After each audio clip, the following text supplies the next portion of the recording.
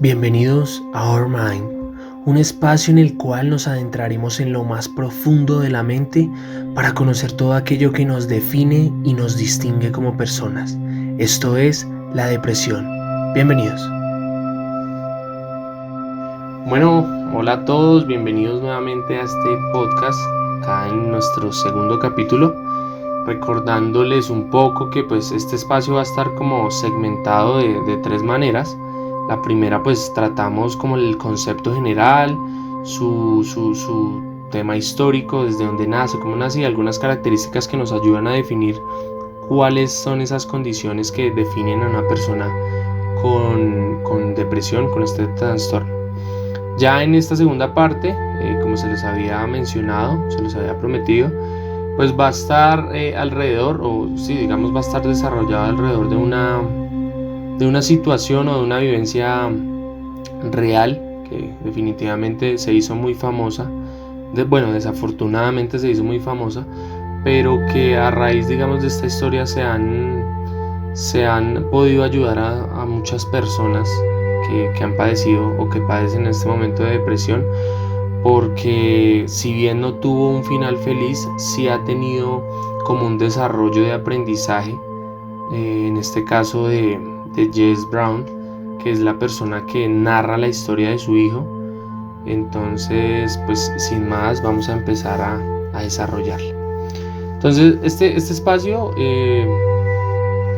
digamos, se enfoca mucho en esta reflexión, y es la muerte de Ignacio Vázquez Brown en Buenos Aires el 10 de abril de 2020, un joven de tan solo 28 años que se quitó la vida y que nadie en su familia pues pensaba que esto podía pasar o le podía pasar, en especial a él. Sus familiares y pues sus amigos por la noticia pues obviamente consternados del suicidio de Nacho, como le decían de cariño. Y era un joven pues que definitivamente, si uno lo mira dentro de los cánones normales, pues si se le puede llamar eso normal, de la vida de una persona, pues era una persona joven, inteligente, pues digamos que con una condición económica y social muy estable, muy bien planteada, y que como lo digo, a los ojos de los demás pues parecía normal, y que la vida parecía como sonreírle, como su mamá le decía.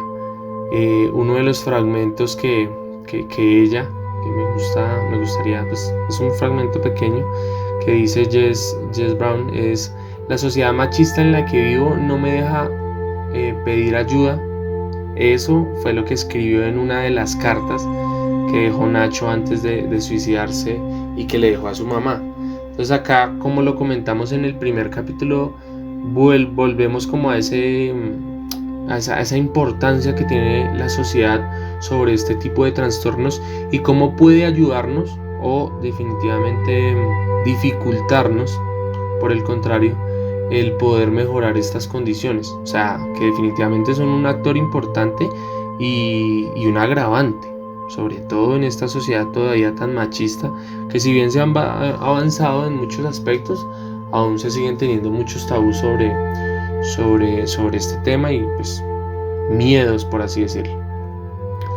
Entonces, pues una de estas cartas pues que ella menciona así con crudeza, que pues no sé, desnudó de alguna manera como esta situación compleja y que desafió pues su vida, o que ha desafiado su vida desde ese momento, y pues que da como esa culpabilidad, comillas, a la misma sociedad en la que pues nuestros padres, hermanos, hijos, bueno, nuestro entorno más cercano se ha envuelto, y pues que obviamente en el cual uno se ha criado, en el cual la mayoría de las personas se cría en este momento. Y es difícil romper ese tabú que hay en torno primero a la depresión, y romper esas barreras pues del machismo es algo en lo que la sociedad todavía tiene mucho que avanzar. Entonces, pues a partir de este abanico como de posibilidades en las cuales se puede ir mejorando, pues surgen, digamos, que algunos procedimientos en el tema de la salud mental, que son pues importantes tratarlos o entenderlos, porque acá definitivamente la depresión no distingue de color, de género, de condición socioeconómica, nada, de ideología. O sea, esto es una enfermedad que puede darle a cualquier persona. También obviamente se deriva de su contexto. Entonces acá surge también otro paradigma que se plantea ahí, es que, por ejemplo, el dinero no lo es todo. Esta persona, por ejemplo, Nacho, como le decían sus familiares y amigos de cariño, pues, lo tenía todo. Tenía una familia que lo quería, tenía un trabajo estable, una pareja. Entonces ahí es donde uno empieza a preguntarse qué le faltaba. ¿O realmente eso que él tenía lo hacía feliz? ¿Realmente eso que él tenía le daba como esa sensación de que era una persona que había podido hacer sus cosas, desarrollar sus cosas? ¿Qué lo llevó a tomar una decisión tan drástica? Porque es que muchos relacionan el suicidio con la cobardía, pero ¿realmente esa persona es cobarde?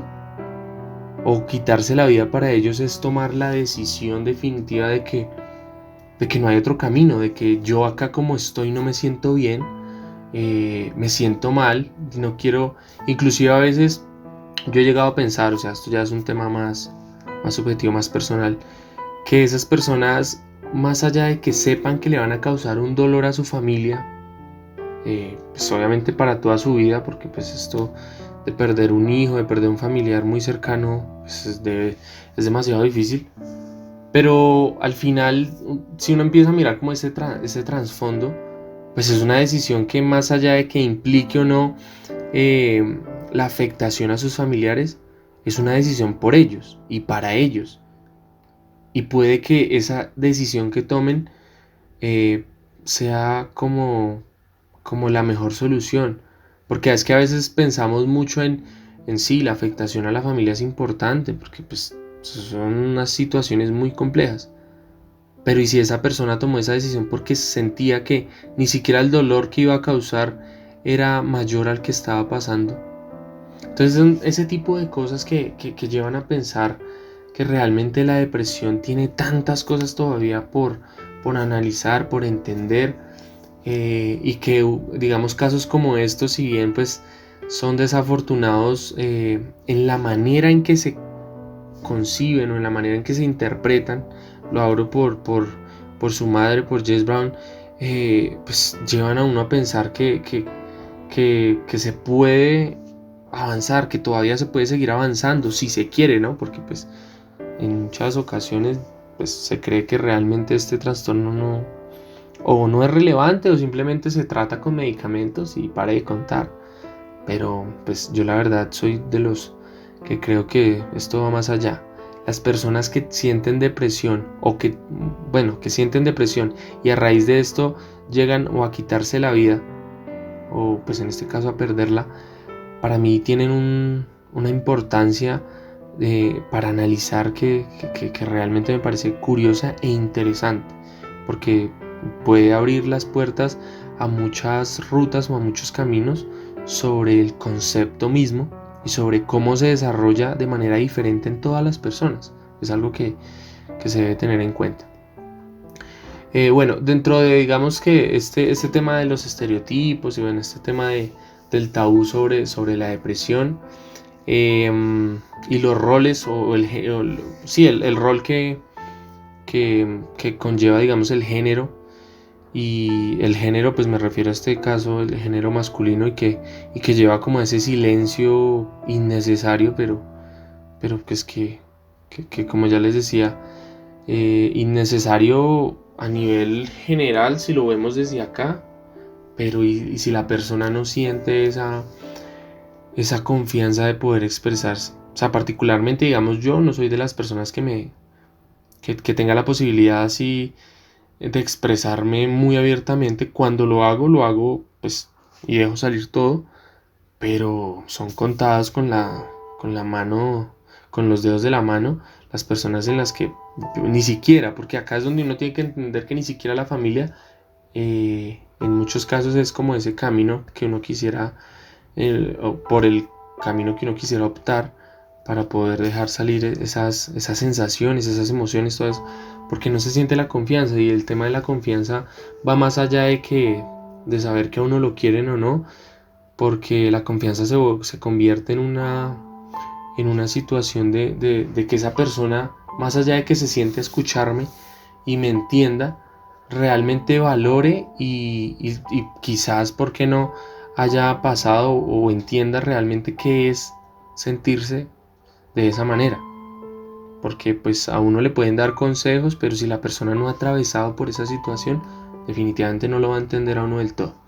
Entonces, como ya les decía, desde este tipo de estereotipos y los roles de género que refuerzan como este silencio, sobre todo en esta historia, se plantearon muchas preguntas, y pues estas preguntas nacen mucho desde la concepción que hoy en día James Brown todavía se sigue preguntando y se sigue recriminando y le sigue recriminando a la sociedad, y es, por ejemplo, ¿por qué los hombres sienten que no pueden compartir sus penas? Entonces, como ya lo decíamos, a veces el tema machista arraigado en nuestras sociedades no lo permite. O sea, es difícil. Otra de ellas es qué estamos haciendo como sociedad para que se sienta que estar triste es un fracaso. Y esto sí que definitivamente es muy importante, porque es que la tristeza no es sinónimo de fracaso. La tristeza es una condición a raíz de muchas otras situaciones que llevan a sentirse, o que llevan a sentir a la persona de esta manera. Pero fracaso, ¿por qué? A mí no me parece. Y este tipo de planteamientos que me parecen muy interesantes, por eso esta historia pues para mí es sumamente relevante pues para el concepto del podcast, o la temática que estamos tratando acá, pues porque nos enseña muchas cosas y nos enseña a confrontar y a juzgar y a cuestionar ¿por qué? ¿Por qué? ¿Y por qué? ¿Por qué? Pues en este caso mi hijo se quitó la vida si tenía tantas cosas y tantas oportunidades, pero detrás de eso es porque él no tuvo esa posibilidad de hablar con alguien, de expresarse con alguien, de tener esa confianza incluso con su mamá y haberle contado cómo se sentía. Entonces son todo ese tipo de cosas. Una pregunta más que ella plantea, que son varias, es ¿por qué creen que deben ser siempre superpoderosos? Y es que nos crían así, nos crían metiéndonos en la cabeza que el hombre es el hombre, es o sea, como el fuerte, el que es súper poderoso, es mejor dicho la cabeza del hogar, la persona que es el emblema, que es el símbolo, que ¿de dónde acá? O sea, ¿de dónde? Y esto es una concepción de hace muchos siglos, muchos años que se derrumba sola, se construye desde su misma concepción. O sea, superpoderosos nadie. Cada persona es un universo individual, y así como tiene sus fortalezas, tiene sus debilidades. No todos somos iguales. Otra pregunta que me parece importante que ella también plantea es ¿por qué resulta más fácil empatizar con la depresión de una mujer que con la del hombre? Volvemos a lo mismo. El tema del machismo en nuestra sociedad todavía está tan arraigado que es tan complejo. Ver a una mujer llorar es normal. Ver a un hombre llorar aún hoy en día no es tan normal. Y sin embargo, pues se sigue creyendo que el hombre es ese superpoderoso. Que el hombre es, mejor dicho, es el fuerte. Y no necesariamente. Entonces estas son algunas de esas preguntas que plantea Jess Brown y pues que cuestiona, y que hizo después del suicidio de Nacho el año pasado. Ella en este momento pues tiene 50 años, pues ella es ciudadana argentina, pero ha vivido mucho tiempo fuera del país, pues casi más de 2 décadas, pues por el trabajo de su esposo, ha vivido pues continuamente en el exterior. En este momento, pues bueno, en el momento en que sucedió esta situación estaba viviendo en Londres, pues su hijo vivía en Argentina, entonces pues digamos que había una distancia, pero pues creo que dentro de su contexto ya se habían acostumbrado a vivir de esta manera, porque su esposo cada cierto tiempo lo cambiaban de sede, entonces habían vivido dentro de lo que logré averiguar, habían vivido una temporada en Brasil, en Venezuela, entonces en Panamá estuvieron un tiempo y ya ahorita estaban en Londres por el tema del trabajo de su esposo. Pues Jess Brown, digamos como para que tengan un poco de contexto, es amante de la escritura desde hace muchos años, y dedica gran parte de su tiempo, sobre todo ahorita, pero pues antes dedicaba gran parte de su tiempo a bloguear.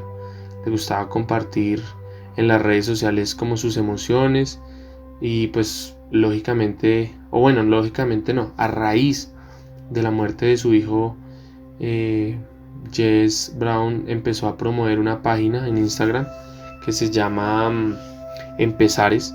Es una página que ya hoy en día cuenta con más de 50.000 seguidores y también tiene su página en Facebook en la que comparte contenidos para ayudar. Son contenidos por un lado inspiradores, por el otro lado crudos y concretos de cómo puede llegar a sentirse una persona, y pues obviamente toma la situación que ha vivido con su hijo, que vivió con su hijo, como ejemplo para poder ayudar a más personas. Entonces fíjense que acá realmente esta persona, como pudo haber pasado o como puede pasar en muchas de las ocasiones, pues simplemente más allá de que aprenda a convivir con esta situación, empieza a entender que la muerte de su hijo es la representación de que ella puede o se siente con la capacidad de querer ayudar a más personas que padecen esta difícil situación.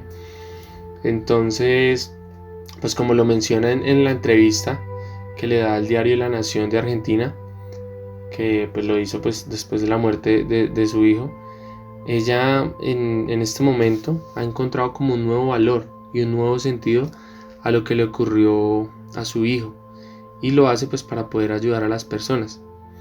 Y pues acá, antes de ir con la entrevista y de pronto con las conclusiones sobre el video, los quiero dejar como con una parte que ella dice que me parece importante, digamos, citar acá, y es el siguiente: en un futuro cercano pienso tomar esto como una misión, como un trabajo. Quiero que signifique algo, que Nacho sea recordado por mucho más que por su última decisión. Esto realmente a uno lo lleva a pensar que Jess es una persona demasiado valiente, y que el poder hacer esto y tener como tan presente todo el tiempo las imágenes o la situación, o imaginarse por lo que tuvo que haber pasado su hijo para tomar esta difícil situación y tenerlo tan presente, más allá de pues generarle como esta afectación lógica, le da una fuerza interesante o una fuerza importante para poderle enseñar a la gente que pues que no es fácil la muerte de un hijo, pero no es el final.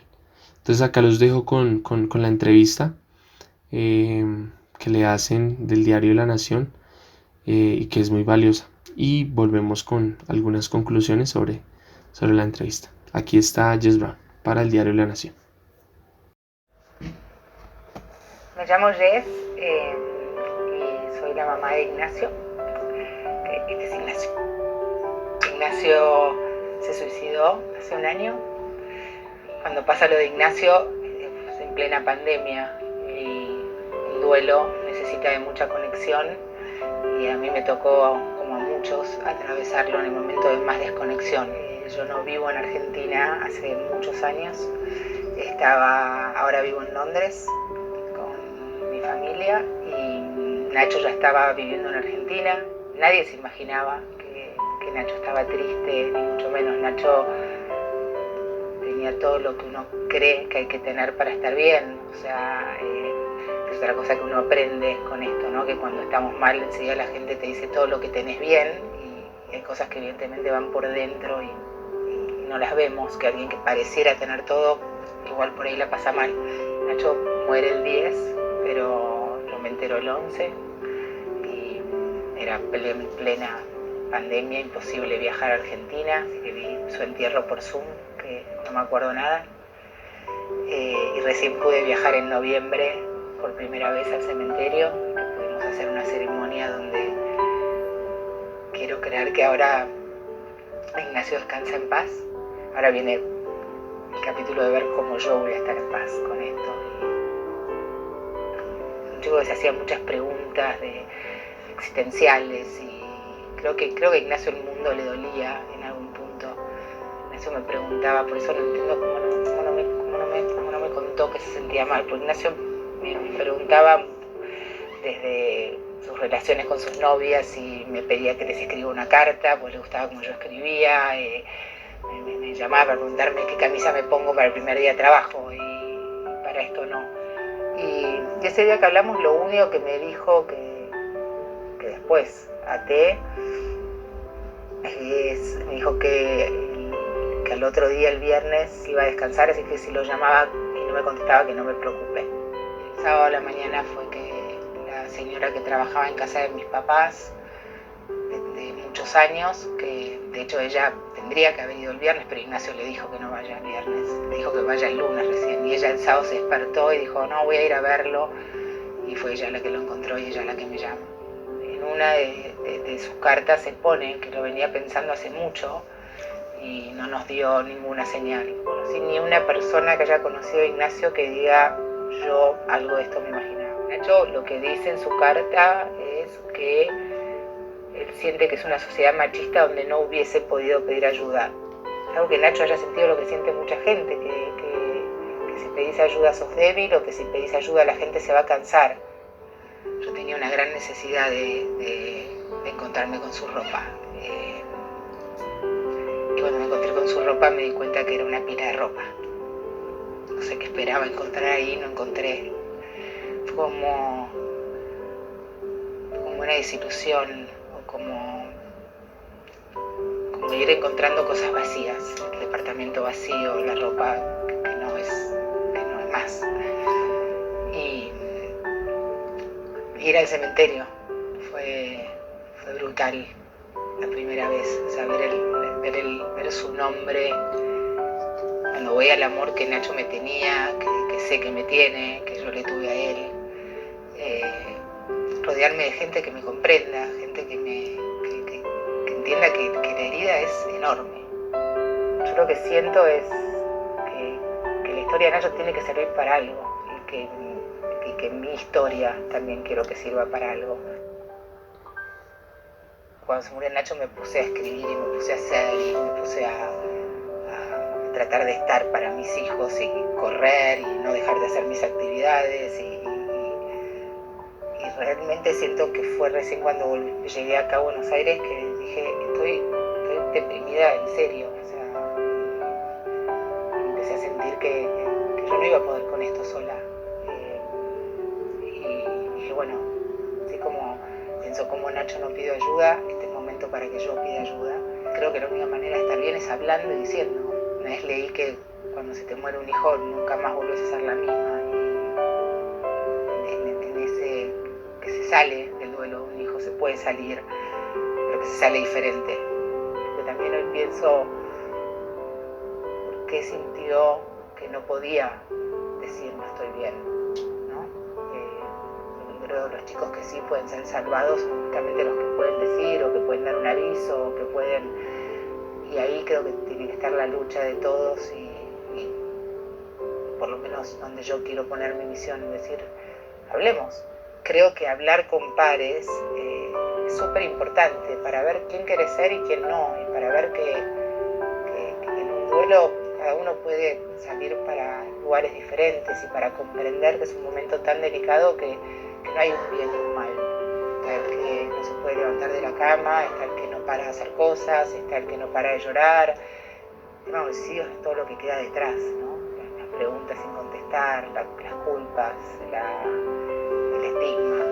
Cuando empecé el grupo de padres me di cuenta que la culpa, más o menos acentuada, está en todos los padres que perdimos un hijo, porque los papás parece que tenemos este mandato que los hijos hay que cuidarlos. Obviamente cuando sos la mamá te sentís inmediatamente muy culpable. Yo empecé a decir, por ahí yo no quise ver las señales. Entonces es el peor miedo hecho realidad. Entonces la culpa está más allá de la forma de morirse. A mí me sirvió mucho un papá que se siempre le agradezco que él me enseñó a ir al amor siempre que tenga culpa. Y desde un lado decir, yo lo amé con toda mi alma, yo hubiese hecho, si yo hubiese sabido que Ignacio me necesitaba, yo hubiese nadado, o sea, ¿por qué culpa? Me parece que el suicidio es una enfermedad mental o una desconexión en algún punto con la pulsión de vida que no está 2 más 2 es 4 relacionada con tuviste buenos padres, malos padres. Como te digo, Ignacio obviamente que no tenía vida perfecta como no tiene nadie, pero a la vista de todos no era un chico que, y sí, este chico obvio que se tenía que suicidar. Hay otra gente que vos la ves y decís, ¿cómo hace para seguir viviendo? Y sin embargo, no solo que sigue viviendo, sino que la pelea para seguir viviendo. Entonces, me parece que el estigma de poner la culpa no ayuda a nadie. Entiendo que haya gente que le resulte más calmador poner, bueno, esto fue culpa de la madre. No me lo voy a tomar personal. Aparte porque tengo la palabra de mi hijo que me dijo que no era mi culpa, debo elegir quedarme con eso. Me parece que el habilitar la charla de emociones, podemos evitar que las emociones nos lleven puestos, porque yo a veces siento que si no escribiese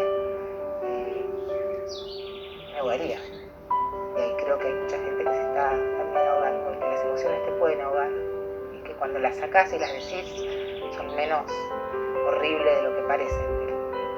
Poner el fantasma ahí, hablar sana, cuesta, duele, pero me parece que es la única forma.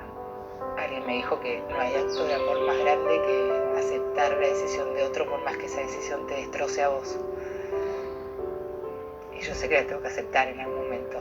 Y respetar que tomó como persona adulta, tomó una decisión que me parece una locura y que si no estuviese adelante, muchas veces me pasa que voy corriendo y miro el cielo y digo, ¿cómo se te ocurre? ¿Cómo se te ocurre?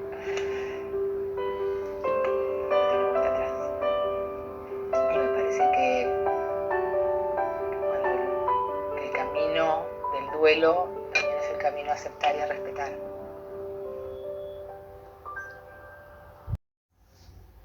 Bueno, qué difícil pues estas palabras, pero a la vez qué reales y con qué valentía las dice Jess Brown, porque realmente son miles de preguntas, miles de cuestionamientos, pero a la vez miles de aprendizajes que creo que son por los que ella ha pasado y seguramente va a ir pasando durante el resto de su vida. Preguntarse el por qué tomó Nacho esa decisión, por qué no quiso contar con ella para decirle cómo se sentía, pero a la vez sentir esa tranquilidad que dentro de los mensajes y las cartas que él dejó, pues la libera de todas las culpas posibles.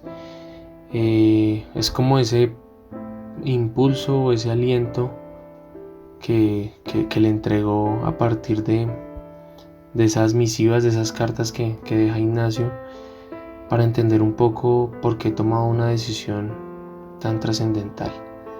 Pero sin duda es una historia que remarca cómo puede llegar a sentirse una persona, cómo puede llegar a tomar una decisión, y una decisión para siempre, una decisión que no tiene vuelta atrás, vuelta de hoja.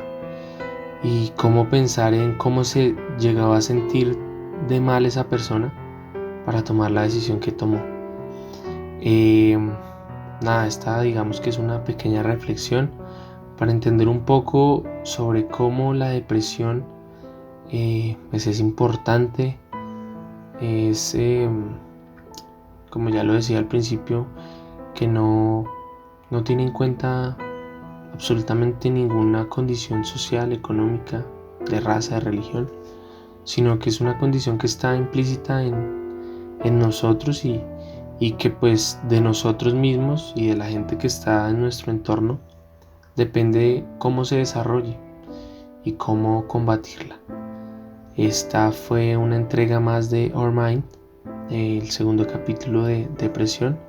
Espero les haya gustado y nos vemos en el siguiente capítulo. Chao, chao.